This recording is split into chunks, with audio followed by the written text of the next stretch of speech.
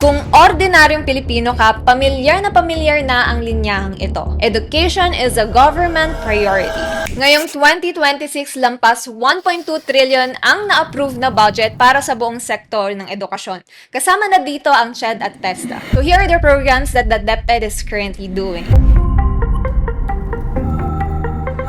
First is ang Academic Recovery and Accessible Learning o ARAL program na umabot na sa mahigit 3 milyong mag-aaral na may focus sa reading, math, and science.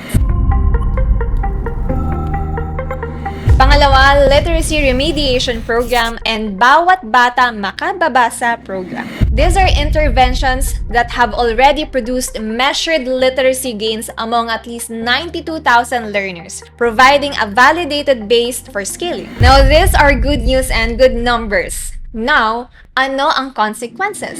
According to the mandate, teachers should only have 6 hours of teaching. However, because of these programs, this added additional working hours for teachers can be pretty exhausting. In response, isa sa mga binibigyan diin ng DepEd ay ang overtime at overload pay. Ang teaching overload, ayon sa kagawaran, ay isa siyang compensation para sa mga gurong nagtuturo ng lampas sa 6 na oras, habang ang overtime pay ay para sa mga non-teaching work na ipinapagawa sa mga guro.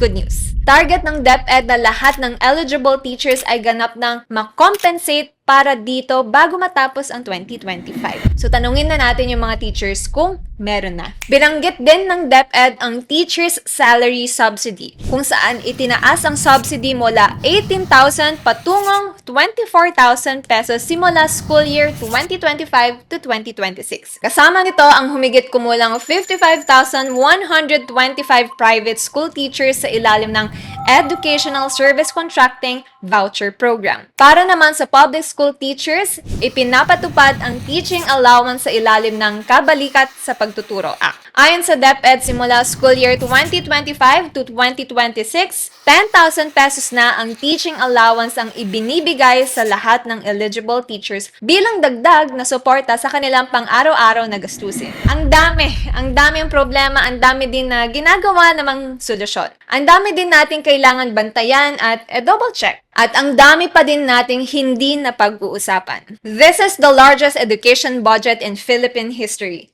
And one video is not enough. Dahil ikaw, tayo, lahat ng Pilipino deserve to know detail by detail saan mapupunta ang 1.3 trillion na pera ng mamamayang Pilipino.